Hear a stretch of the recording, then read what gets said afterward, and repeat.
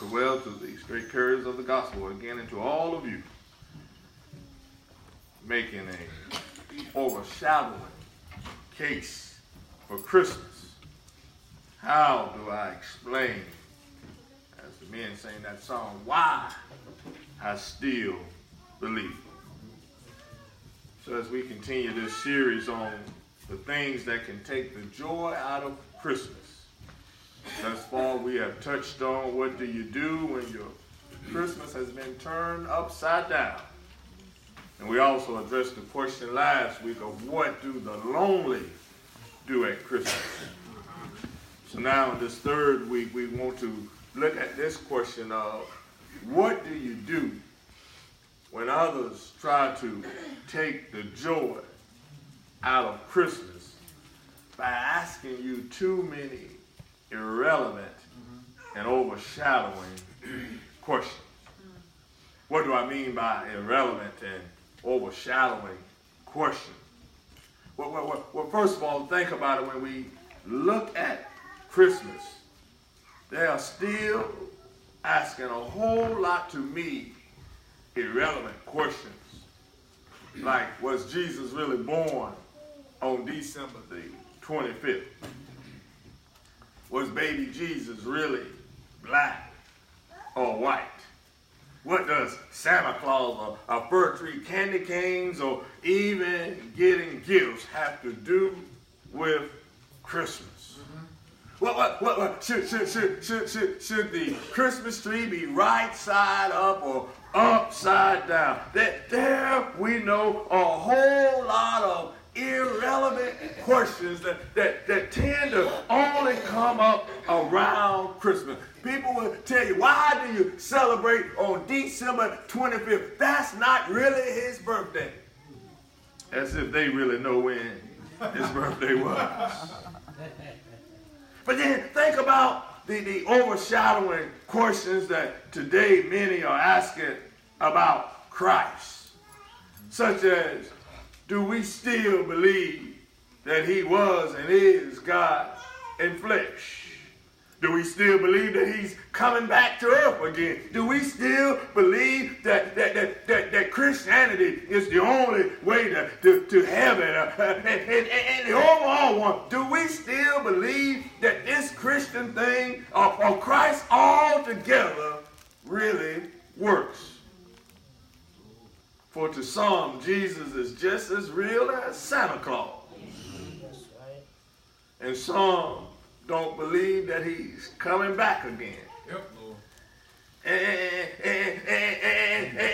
And some don't believe that there's a way for him to get back, no more than they believe that Santa came down the chimney. Yeah, y'all remember that song too. Yeah, I think. As a matter of fact, on this past Friday, I was somewhere and I sat with a person who assured me that my belief in Jesus as being God and as being the only way to heaven was all wrong. And they even told me that according to my own Bible, they said those who follow Abraham, those whose father was David, those who are of the Jewish faith have just as much right to get into heaven as a Christian does. So I had to remind this person that yes, indeed, my Bible does say that the children of Abraham, the children of David are the chosen people. But my Bible also tells me that long before Abraham, Jesus was. Come on, that's right. Yeah. See, they don't like that part. In other words, in order to have a true and believing Christmas, two things we must believe in. And the first thing is that in the beginning, God created. But then we also got to believe that in the beginning, God became flesh and dwelt among us. But still, when you think about it, even as we mentioned on yesterday, while there are many of whom are happy to begin a holiday on December the 25th, a happy holiday. There are still many more who could care less about being married for Christ. And not only do they, or could they not care less, they wonder why we even still pretend that Jesus is the reason for the season. When we too know that December the 25th has nothing to do with the honor and recognition of gifts. But we understand that it's all about honor and recognizing the gift. Yes, and so some people still are wondering why we're always walking around saying Jesus is the reason for the season, but yet we still don't know about the gift. So this morning I just want to make my case for Christ. Amen. And why I still believe in the joy of Christmas. And so we know that there was this movie which came out, it's been out for a while, called A Case for Christ. Which, by the way, that was the movie that my wife and I chose for date night last week that she fell asleep on me with. She still don't know the case yet for Christ. But the premise of this movie was all about how this wife, due to an incident pertaining to her daughter, all of a sudden saw the realism of Jesus at work. But her husband, on the other hand, only saw what happened to his daughter as a coincidence. So much so that he was determined to prove to his wife, to himself, and everybody else that there was absolutely, positively no way that someone such as Jesus could have ever existed. Yeah, do you know anybody like that? That they are not just okay with convincing themselves that there's no case for Christ, but they are not satisfied until they convince you and I that there's no case for Christ. This person I was speaking to on Friday, finally I had to stop and say, why are you trying to convince me? Right.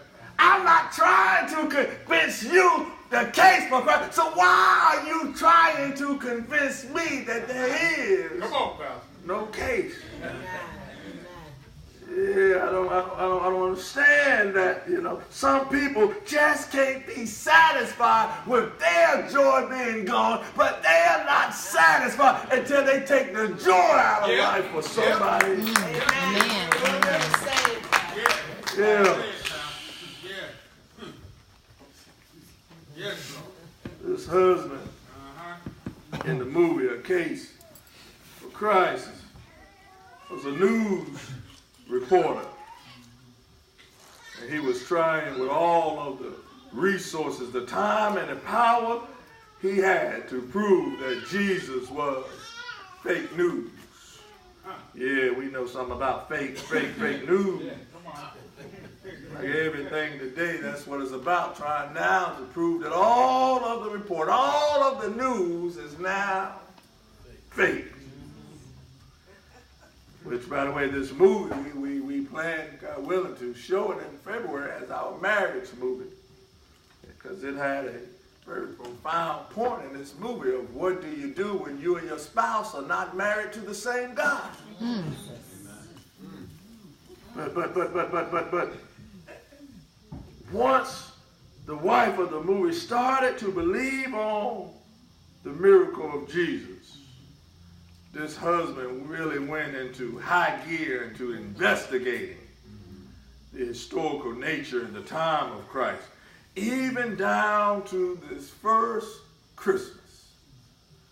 He was out to prove two things. If the resurrection didn't happen and if Christ was never born, then there would be no case for Christmas. And so he went into historical investigation. You could say he was an impartial. He was someone who not only was he impartial, he was someone who said, I'm out to prove a case. And see, it's good when you got somebody who don't believe that out to prove that there is no belief. Because I told that person on Friday, I said, now I'm going to warn you now, you keep talking to me just a little bit longer. You two are going to start saying, I believe. That's all right. But you see, this is why of all of the gospel stories pertaining to the birth of Christ, this is why we chose the narrative of Luke. For unlike Matthew or John or even Mark, for that matter, Luke never proclaimed to be a direct disciple of Jesus, nor did Luke ever claim that he walked directly with the Lord. In fact, Luke saw himself as an historical and investigative reporter of the life of Christ. So much so when you look at the New Testament with just the Gospel of Luke and the book of Acts that were both considered to be historical books recorded by Luke, they make up 30% yes, sir. of the New Testament. Right. Why is this important? For it was Luke whom of all the writers yes, sir. had no direct relationship with Jesus. And so if there was one of them who was out to prove or to disprove the true existence of the Lord, it would have been Luke. Yeah. For according to history, he was a confirmed physician. According to history, he was confirmed as being a real person who died 84 years after the resurrection of the Lord.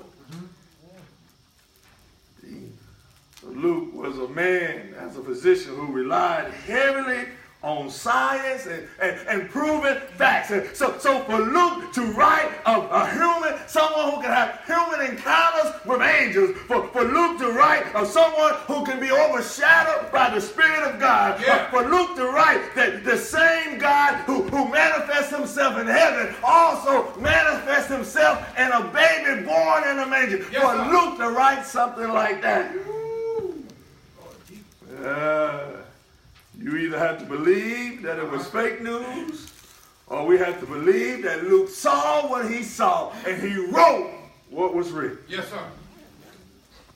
See, this is what this scripture text is all about. For here, when we look at this passage in Luke, we find the situation of which an angel is trying to make a case to Mary, not to believe in Christ, but a case for Mary to be the carrier of Christ. Yes, sir. Oh, can you imagine that? Not only are you charged by God to believe in the miracle of Christmas, but now you're charged by God to be the carrier yes, sir. of the miracle of Christmas. Preacher, what does it mean to be the carrier of a mission, of a miracle? Oh, when we look at some people out there, we can see the miracle that has worked in your life. So you're not just charged to be a believer of Christ, but you're charged to let the world know that, look at me, I'm a miracle. Yes, sir. In the making. Yeah, there's some people that went through some things. There's some people that the doctors have declared cancer. There's some people that the doctor has declared you out. But look at you now. I'm a miracle worker.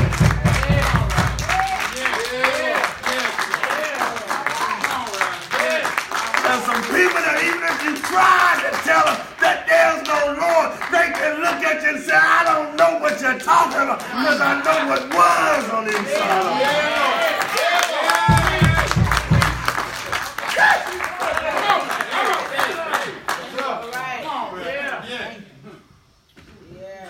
People right now going through something, some doctor report. There's some people right now that's about to hear some news that is not fake news, but it's going to be some good news because the Lord's going to turn that thing.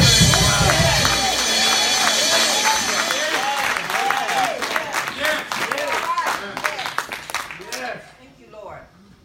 Yes. Listen to this Christmas story. It says that the angel was sent by God to visit Mary on what looked like just a few days prior to her own wedding. But she was to be married to a man named Joseph, Now, this angel starts talking to us. One thing for the angel to come, but he comes and says, you are highly favored and blessed with the Lord. Yes, sir. See, that's a startling thing for the angel to pay us a visit. Yeah. But then once we get over the shock of the visitation, isn't it good to hear that it's not the death angel, but it's an angel coming with some good news to tell us that we are blessed and highly favored. The Lord. The angel says, Mary, don't be afraid. You got favor. Well, God liked that word. You can say, I like that word, favor. Yes. Thank you, Jesus. Yes.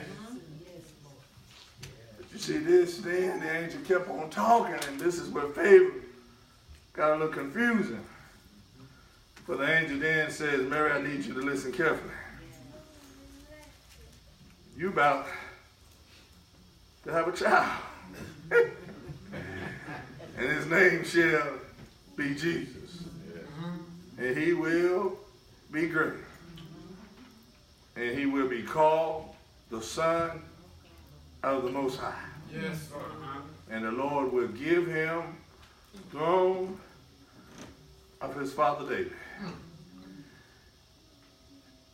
And naturally, Mary said to the angel, how shall this be, since I am a virgin and have been with no man? But see, you can't go through that too quickly.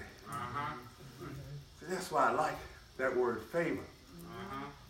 Mary was due to be married to Joseph. Hear me now. So wasn't the logical thing for Mary to perceive and believe that when the angel told her that she was going to have a child, wouldn't the logical thing be for Mary to perceive that the angel meant that after you get married, when you come together with your husband, then there should be a child? Yep. See, that's how I would have thought. I would have thought the angel would say, I got good news for you, Mary. See, because your cousin Elizabeth and Zachariah, they came together and had a great blessing. Mary, you and Joseph are going to have one. But Mary, I said, no, that's not what I feel in my spirit. Well, Mary understood that when you got favor with God. Yes, sir. Take your time. Mary understood, like we said last week, when you got favor with God, that's between you and the Lord, and it don't come about between you and anyone else. Mary was not confused as how the child was going to come. Mary was trying to ask the question. I know when you say I got favor with God, it has nothing to do with Joseph. So can you please explain to me how I'm going to get pregnant? It's the Spirit. That's right. Come on. People miss that thing.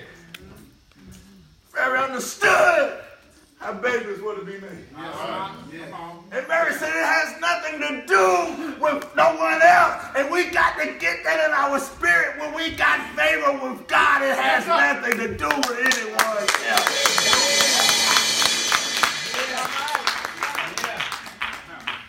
So Mary says, how's that thing going to happen? Because see, Mary knew that God is spirit. Yes, sir. And those that worship him got to worship him in spirit and in truth. So Mary was trying to ask, I see this thing. I see it with my spiritual eye that the Lord can do this thing. But can you explain to me how?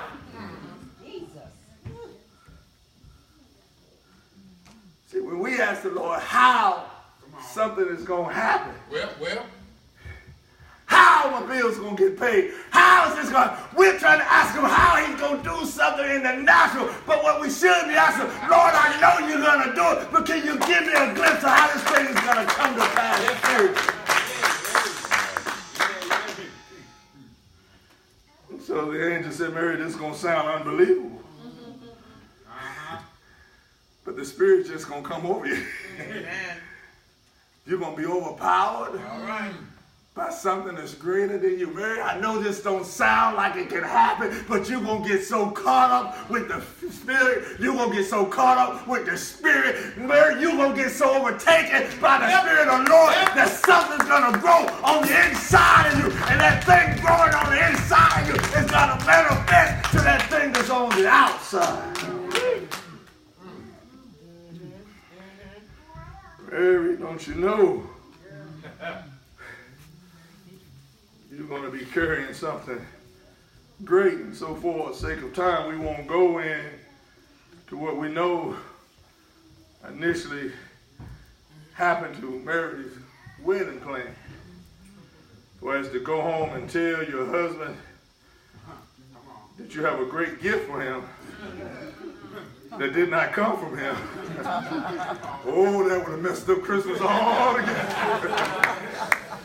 I'm just not sure I'm ready for my wife to come home and say, honey, great news, I've been blessed and highly favored.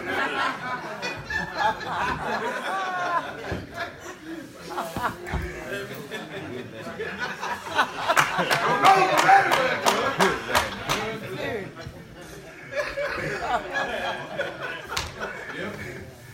Well, how Christmas is going to be at the Hicks house? But to move on from the shocking situation Mary gave Joseph, and even to move on that the angel had to come visit Joseph in the dream and tell him as well. But the question that I had was, what was Mary to do all her life with this great and favorable gift that she was to carry? In other words, it's one thing to hear the Lord say, you're blessed and highly favored. Yeah. It's another thing for the Lord to say he's going to overshadow you with gifts. But the question is, what do you do until the gift that the Lord gives you comes to pass? See, we know that according to Luke 2:42, that at the age of 12, the gift was tagging along with his parents to the annual feast. Yes, and just as any 12-year-old is subject to do on that particular year, the gift got away from them. Yeah. Has that ever happened to you? You know, you really felt like you had the gift on the inside of you. Yeah. You really felt like you was overshadowed with the Spirit of the Lord, but then all of a sudden it felt like the gift just got away from you. But then according to John 2:1 that was read, we know that it was at a wedding feast where Jesus performed his first miracle at the request of his mother. Yes, sir. See, this is the point we got to really get. Here was Mary, a young woman who had been carrying the gift within her for 9 months. Yes, sir. And it's okay when you carry the gift within you. Because then wherever you go, the gift is going. But then she had to carry the gift with her for 30 years. Carried it in you. Yes, sir. It's the easy part. Because that's between you and the Lord. But having to carry it with you, Yes, sir. that's hard. Because when you carry the gift with you, everybody then can see your gift.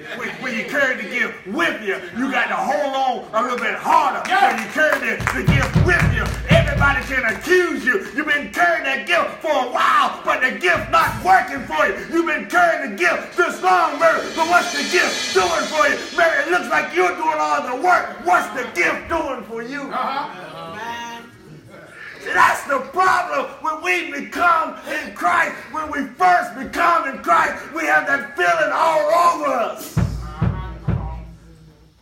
But then we're required to carry the gift with us. Yeah. And the problem is the Lord don't tell us how long we got to carry That's right. that thing. And so we're carrying that gift for 30 years. The first year we're excited about the gift. Yeah. gift look good like these boxes. All wrapped up, neat, got a little jingle to them. Come on with it, bro. We carry that thing high. Look at my gift. Year one. Lord, you said I'm carrying a gift. And every year I put this gift under my tree. And every year I pick that thing up. Come on now. And then finally, your friends come over. They see it's starting to get a little tattered on the end. Yeah. And then one of them pick it up and they said, Mary, I hate to tell you, but this box is empty. Got a lot of jingle on the outside. Well. But Mary, I hate to get the bear bad news.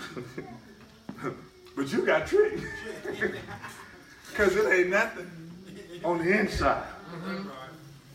Why would your friends tell you that? Because your friends don't know what you've been carrying. I'm almost done. That's right. So to the natural eye, things can look good on the outside, but can be empty on the inside. That's right. But when you know the Lord, Yes. you realize the Lord don't take up physical space.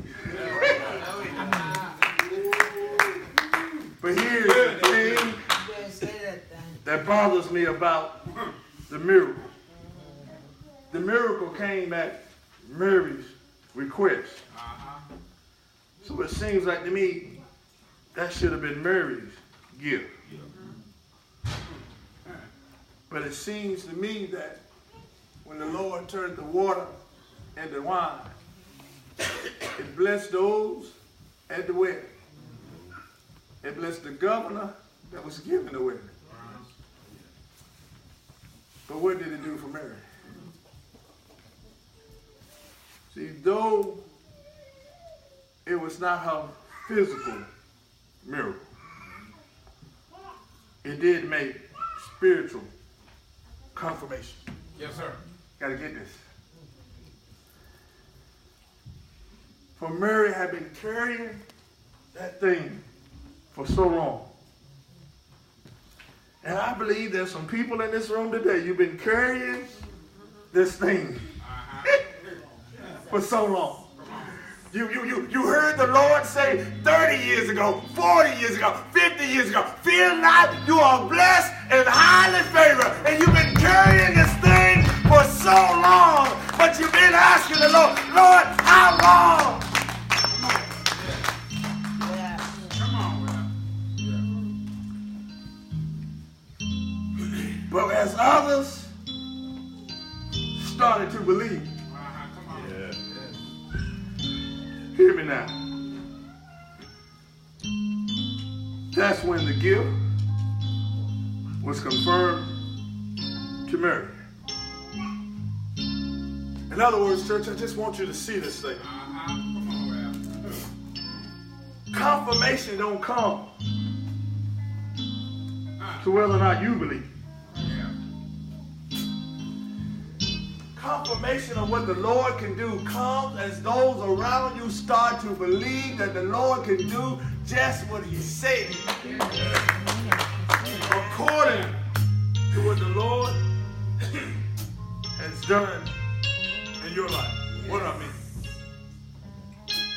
Verses of Luke 1, verses 37 and 38, I left them off. Why? Because I wanted you to get this far. As Mary asked, Come on. how was it going to happen? Come on, man. Verse 37 says, Mary, I know this is confusing to you. Because Mary, this is something man can't do. But verse 37 it says, Mary, Jesus. with God, Yes. nothing should be impossible. That's right. But then this is what I like, because verse 38 says, Mary said, according to thy word, so shall it be. There are far too many of us who have times tend to forget that nothing is impossible for the Lord. There's far too many of us who tend to forget that if he said it in his word, so shall it be. There are far too many of us who have not only gave up on the beauty of Christmas, but we've also given up on the miracle of Christ. But I don't know about you, but I've been carrying this gift on the inside of me for a mighty long time, and I'm not tired yet. I know that one of these days, this gift that the Lord has given me is going to manifest itself. Yes, it get hard sometimes. No, it doesn't feel like favor. That's all right. Sometimes. Yes, there are times when others laugh because I'm still carrying around what seems like an empty box. Yes, there are times when I wonder what it would be like just to leave the gift alone and behind. Don't act like it's just me. But oh, when I come to my senses, I'm so glad that I never put the gift down. So glad that I got enough sense not to let somebody else steal, kill, or destroy the gift that's on the inside of me. And what I like about it is, there's a gift for everybody. Amen. The gift just don't have my name on it. Don't let anybody steal your joy. Don't let anybody take your gift. Don't let anybody try to tell you that just because that thing may feel empty, that it's not there. For the word says that the Lord will never leave us, nor will he forsake us. Yeah, every now and then, just like at Jerusalem, you gonna forget where the gift is. But preacher, how do you find the gift then? That's the question. Because we're all going to forget where the gift is at times. How do you find the gift? Well, all I know is when Mary lost the gift 12 years later, the gift said, Mama, why was you looking for me? Didn't you know I'd be somewhere about my father's business? What are you saying, preacher? Whenever you feel that lonely feeling, whenever you feel that upside down feeling, whenever you feel that empty feeling, whenever you feel that I don't care feeling, whenever you feel that I don't know if I should believe feeling, whenever you feel that where is the gift feeling, then you know your gift will be somewhere about the Father's business. So if you want to find the gift, get somewhere where the Father's business is taking place. Get in prayer. Because your Father's working in prayer. Get in good service because your Father is working in service. Get in worship because your Father's business is there. But your Father's business is not in the strip club. It's not at the bar. It's not on the corner. It's not in the gossip room. Get somewhere where your Father's business is going on. Because you don't want to go into Christmas with that empty feeling.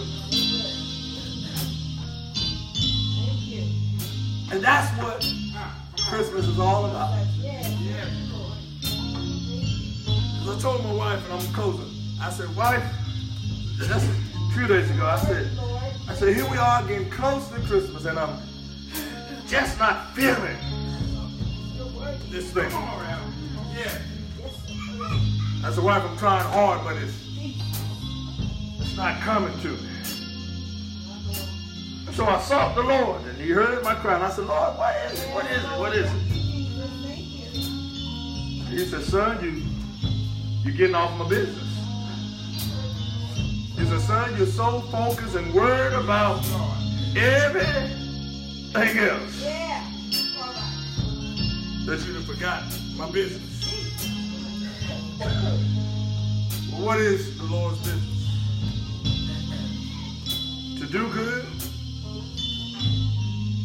to have good communication, so that others, through you, may believe. When the miracle happened, everybody at the wedding believed. The men sing the song, people get ready, I believe. Come on. Everybody in this room, I'm telling you, church, I'm not talking about your physical miracle, but there's a miracle waiting to happen in your life.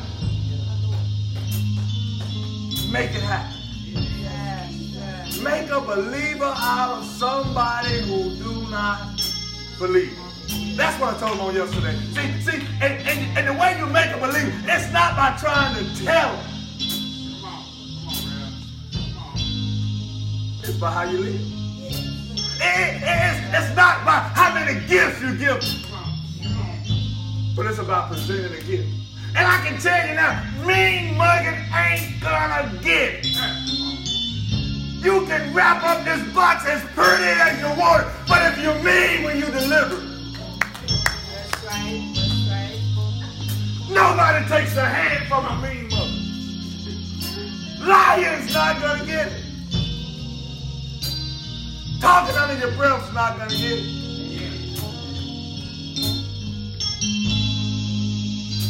Make somebody believe this year. Are you a miracle this morning? Do you have something in you? Can you feel that thing birth in you? Are you somebody that know that you're favored with the Lord? Do I have any highly favored people in the house this morning? Are you ready? Can you see a miracle? There's somebody in the world looking for a miracle, expecting it impossible.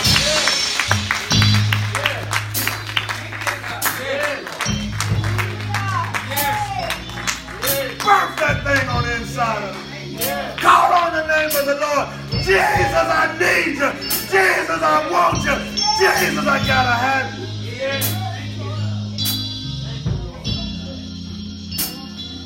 And I'm telling you, church, the best gift that a pastor can ever get is to know that there's peace in people's homes. Is to know that there's peace between mother and child, father and child, husband and wife. Is to know that there's peace in the church house.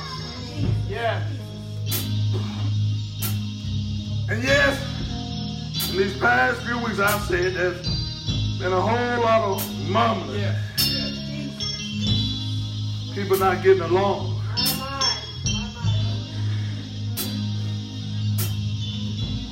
Best gift.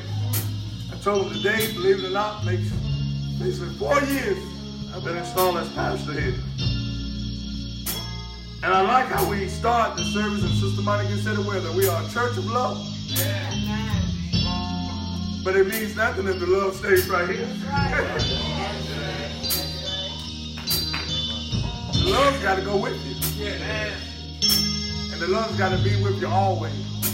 Come on. I'm done.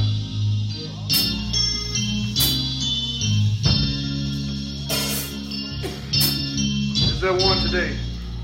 Come on.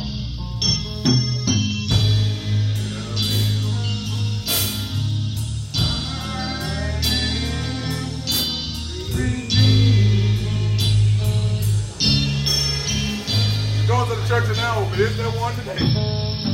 I am redeemed. Is there one you know you're carrying something on the inside of you? Come on. Jesus can change your life. Jesus has changed my whole Is there one this morning? The best gift you can give the Lord is to make a change in your heart.